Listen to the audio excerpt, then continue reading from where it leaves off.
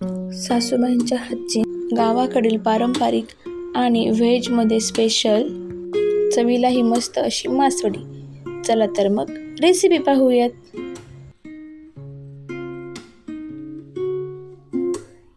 मासवडीच्या मसाल्यासाठी 1 वाटी सुक्कं खोबरं, 1 वाटी शेंगदाणे, 1 वाटी तीळ हे सर्व तव्यावरती भाजून घ्यायचं. शेंगदाणे अगदी 2 ते 3 मिनटं भाजून घेतले. तीळ सुद्धा 1 ते 2 मिनटं भाजून घेतले. मासवडीला कांदा हा खूप बारीक आणि खूप प्रमाणात हवा असतो. इथे मी 4 ते 5 कांदे अगदी बारीक असे चिरून घेतले. 1 चमचा तेल टाकलं. मस्त असा कांदा परतवून घेतला. असा पूर्ण कच्चेपणा निघेपर्यंत कांदा परतवून घ्यायचा. बघू शकता खूप कांदा होता त्याचा, किती थोडासा कांदा तयार झालेला आहे. मासवडीच्या आतील मसाला बनवून घेऊया. भाजलेला कांदा, बारीक केलेले तीळ, त्यानंतर शेंगदाण्याचा कूट,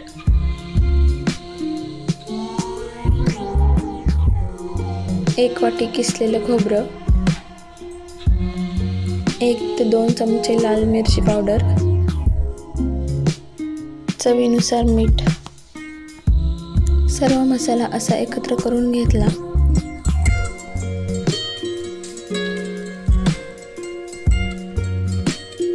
थोडीशी कोथिंबीर. आमटीसाठी 3 मध्यम आकाराचे कांदे भाजायला ठेवले. थोडीशी बाजरी भाजून घेतली. बाजरीने आमटीला घट्टपणा येतो आणि चवही चांगली लागते. अगदी 2 ते 3 मिनटं बाजरी भाजून घेतली आहे.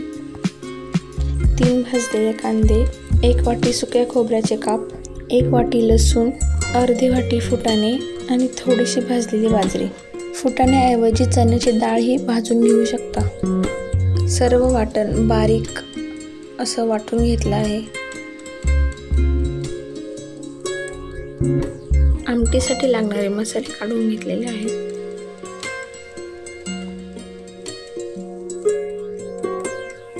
एका टोपामध्ये 2 ते 3 चमचे तेल घेतले. तेल चांगलं गरम झाल्यानंतर त्यामध्ये खोबरं आणि लसूणचं वाटण टाकून घेतलं. कढीपत्ता टाकून घेतला आणि अगदी 1 ते 2 मिनटं परतवून घेतलं तेलामध्ये. खोबरं लसूण चांगलं परतल्यानंतर त्यामध्ये सर्व मसाले टाकून घेतले.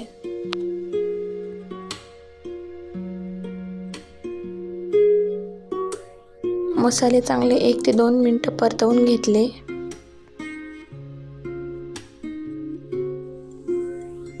भाजलेला कांदा, बाजरी आणि फुटाण्याचं वाटण टाकून घेतलं आणि असं छान प्रकारे मिक्स करून घेतलं.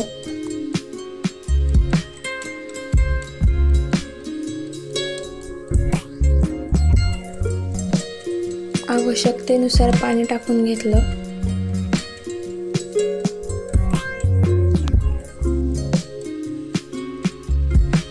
थोडीशी कोथिंबीर आणि स्वादानुसार मीठ. आता वड्यांसाठी लागणारं बेसन बनवण्यासाठी थोडंसं लसूण आणि त्यामध्ये अगदी 1 ते 2 चमचे लाल मिरची पावडर टाकून घेतली आणि ते मिक्सरला बारीक करून घेतलं.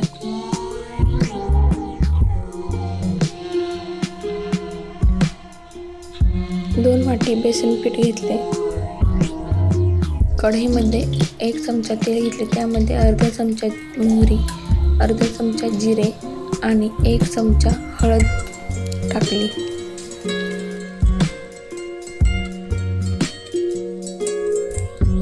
लसूण आणि लाल मिरचीचे वाटण टाकले आणि आवश्यकतेनुसार पाणी टाकले. मी 1 ते 2 ग्लास पाणी टाकले.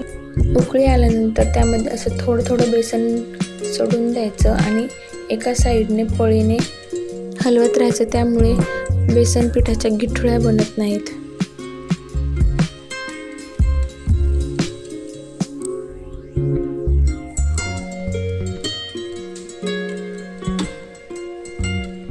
सर्व बेसन टाकून झाल्यानंतर सर्व असं मिक्स करून घ्यायचं.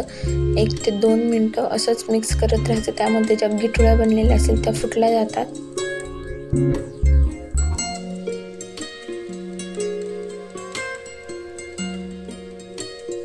आणि 3 ते 4 मिनटं असं झाकण ठेवून वाफ देऊन घेतली आहे बेसनाला, म्हणजे बेसन छान प्रकारे शिजलं जातं. गरम गरम बेसनाच्याच वड्या बनवून घ्यायच्या असतात. थंड झाल्यानंतर त्याच्या वड्या व्यवस्थित अशा बनल्या जात नाही. एक सुती कपडा घेतला आणि त्याला थोडंसं पाणी लावून घेतलं असं, जेणेकरून बेसन जे आहे ते खाली चिटकून राहू नये. त्यामुळे गरम गरम बेसन पळीने असं कपड्यावरती काढून घेतलं. बेसन गरम राहावं त्यासाठी त्यावरती ताट झाकून ठेवलं. थंड पाण्याचा हात लावून बेसन असं थापून घ्यायचं, जेणेकरून हाताला चटके बसणार नाहीत.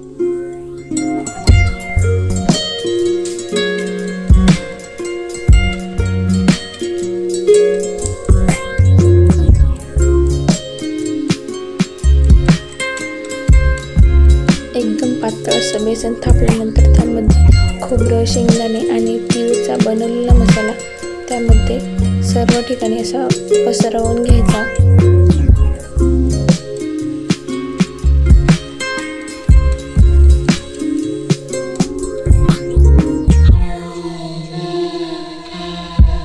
आणि अशा प्रकारे वडी बनवत जायचं. कपडा पुढे घ्यायचा आणि बेसनाला असं थोडंसं हलक्या हाताने दाबत पुन्हा कपडा पुढे घ्यायचा.